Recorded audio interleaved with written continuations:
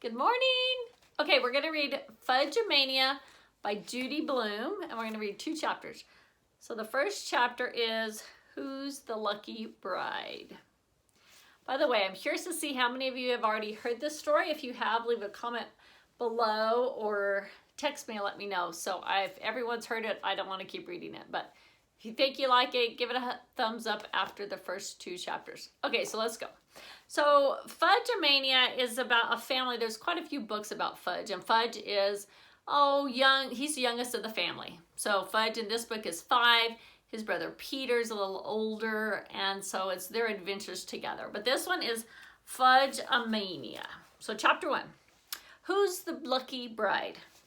Guess what, Pete? My brother Fudge said. I'm getting married tomorrow. I looked up for my baseball cards. Isn't it kind of sudden? I asked, since Fudge is only 5. No, he said. Well, who's the lucky bride? Sheila Tubman, Fudge said. I hit the floor, pretending to have fainted dead away. I did a good job of it because Fudge started shaking me and shouting, Get up, Pete! Get up, Pete! What's with this Pete business, I thought. Ever since he could talk, he's called me Pita.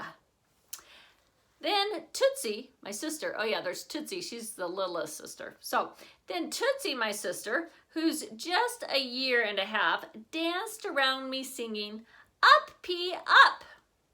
Next, Mom was beside me saying, Peter, what happened? Are you all right? I told him I was getting married, Fudge said, and he just fell over. I fell over when you told me who you were marrying, I said. Who are you marrying, Fudge? Mom asked, as if we were seriously discussing his wedding. Sheila Tubman, said Fudge. Don't say that name around me, I told him, or I'll faint again. Speaking of Sheila, Mom began, but I didn't wait for her to finish. You're making me feel very sick, I warned. Really, Peter, Mom said. Aren't you overdoing it? I clutched my stomach and moaned, but Mom went right on talking. Buzz Tubman is the one who told us about the house in Maine. M-A-I-N-E spells Maine, Fudge sang. Mom looked at him, but didn't even pause. And this house is right next to the place they've rented for their vacation, she told me. I'm missing something here, I said. What house? What vacation? Remember, we decided to go away for a few weeks in August. Yeah, so we got a great deal on a house in Maine, and the Tubmans are going to be next door. I couldn't believe this. Sheila Tubman next door for 2 whole weeks? 3, Mom said. I fell back flat on the floor. He did it again, Mom, Fudge said. He's just pretending, Mom told Fudge. He's just being silly. So I don't have to marry Sheila tomorrow, Fudge said. I'll marry her in Maine. That makes more sense, Mom said. In Maine, you can have a nice wedding under the trees. Under the trees, Fudge said. Trees, Tootsie said, throwing a handful of gummy bears in my face. And that's how it all began. Chapter 2, Pete and Farley. That night, we went to the Tico Taco for supper. I wasn't very hungry. The idea of spending 3 weeks next door to Sheila was enough to take away my appetite. I wish the Tubmans would move to another planet. But until that happens, there's no way to avoid Sheila. She lives in our apartment building. We go to the same school. I kind of groaned, and Dad looked at me. What is it, Peter? Sheila Tubman, I said. What about her, Dad asked. We're getting married, Fudge said, his mouth full of chicken and taco shell. I'm not talking about your wedding, I said. I'm talking about spending 3 weeks in Maine next door to the Tubmans. It won't be as bad as you think, Ma said. You don't know how bad I think it will be. Sheila's older now. She's finished 6th grade, same as you. What's age got to do with that? I said. She'll always be the queen of cooties. What's cooties? Fudge asked. When I didn't answer, he tugged on my sleeve. What's cooties, Pete? Since when am I Pete? I asked, shaking him off. Since today, he said. Well, I prefer Peter if you don't mind. Pete is a better name for a big brother. And Farley is a better name for a little brother. I figured out what would shut him up since his real name is Farley Drexel Hatcher, and he's ready to kill anybody who calls him that. Don't call me Farley, he said. Then he really let go and yelled, I'm Fudge! The waiter, who heard him from across the room, came over to our table and said, Sorry, we don't have any fudge today, but we do have mud pie, which is almost the same thing. Dad had to explain that we weren't talking about dessert, and Mom added, We never eat dessert until we have finished our main course. Oh, the waiter said. But before he had a chance to get away, Fudge looked at him and said, Do you have cooties? Cooties? The waiter said. For dessert? He looked confused, especially when Tootsie banged her spoon against the tray of her baby seat and saying, Cootie, cootie. I could tell Fudge was about to ask the same question again, but before he had the chance, I clamped my hand over his mouth. Then Dad told the waiter we didn't need anything right now. The waiter walked away, shaking his head, and I took my hand away from Fudge's mouth. As soon as I did, he was back in business. What's cooties? This time, the people at the next table looked over at us. They're little nits, Mom told him quietly. What's nits? Fudge asked. Head lice, Dad said almost in a whisper. Head mice? Fudge said. Not mice, turkey brain, I said. Lice, little creepy crawly bugs that live in hair. I snapped my fingernail at the top of his head the way Sheila Tubman used to do to me. Fudge yelled, I don't want creepy crawly bugs in my hair. Now everyone in the restaurant looked over at us. That's enough, Peter, Dad said. Well, he's the one who wanted to know. That's enough, Mom said. It came up sounding like enough, which got Tootsie going. Tootsie shrieked, banging her spoon. This is the way it's going to be all summer, I thought. Only worse. So I put down my taco and said, maybe I should go to camp in August. Dad got this real serious look on his face.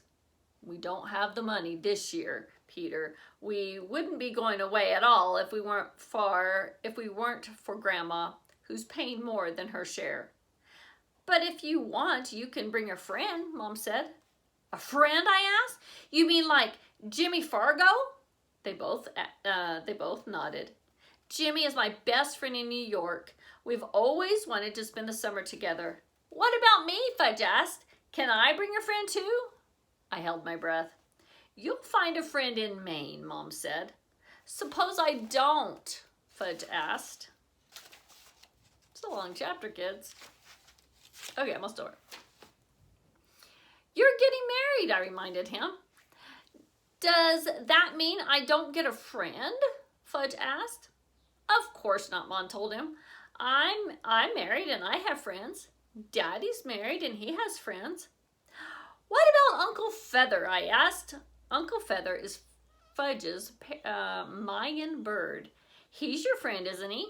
I can't play with Uncle Feather, Fudge said. He's not the kind of friend. I can't marry him either. If he has a girl bird, it would be different. People don't marry birds, I told him. Some people do. Name one, I said. The guy who's married to Big Bird on Sesame Street. Big Bird's not married, I said. That's how much you know, Fudge shouted. He learned to say that every time someone disagrees with him, it's a real conversation stopper. I give up, I said, going back to my taco, which was getting soggy. Up, Tootsie repeated, holding out her arms. Up, up, up. Dad lifted her out of her baby seat, and she squirmed until he put her down. Then she took off, toddling through the restaurant, stopping at every table. Fudge scrambled off his chair and ran after her. Eating out with family is not exactly relaxing. Here, girl, Fudge said, as if he were calling a dog. Here's something just for you. He lured Tootsie back to our table and dropped some of his taco on her tray. Yum, he said to her. Yum, yum, yum. Dad put Tootsie back in her seat. She stuffed the chicken pieces in her mouth. I always know what Tootsie wants, Fudge says. That's why I'm her favorite brother. Tootsie doesn't have favorites, Mom told him. She loves both her brothers. But she loves me best, Fudge said. Then he looked at me and laughed. When he did, half of the food in his mouth wound up on his shirt. I called Jimmy Fargo as soon as we got home. I asked him to come to Maine with us. 3 weeks next door to Sheila Tubman? The houses are really far apart, I said. Nobody told me this, but I was hoping it was true. You won't even be able to see her house. There'll probably be in a forest separating us. When he didn't say anything, I added, and don't forget, Sheila's scared of dogs, so we can get Turtle after her anytime she tries to give us trouble. I guess Turtle is a dog. So we have the dog Turtle, we have Feather, the parrot. That makes sense, right? Feather, parrot, birds have feathers. Makes sense. Okay, Turtle is my dog. He's big enough to look scary, but he'd never hurt anybody. Lucky for us. Sheila doesn't know that. Jimmy laughed. Maybe I can come for a week. A week isn't long enough. Hey, Peter, no offense, but a week with your family can feel like a long time. That's because Jimmy's the only kid in his house. His parents are divorced. He lives with his father, Frank Fargo, who's a painter. How about 2 weeks, I said. Is your brother bringing his bird? Yeah. Uncle Feather's part of the family, I told him. Same as Turtle. So it will be your mom, your father, Fudge, Tootsie, Turtle, Uncle Feather, and you? Right, I said. And my grandma's coming too. The one who taught you to stand on your head? Yeah, Grandma Muriel is Mom's mother. She ran a gymnastic camp before she married. You think she could teach me? Jimmy asked.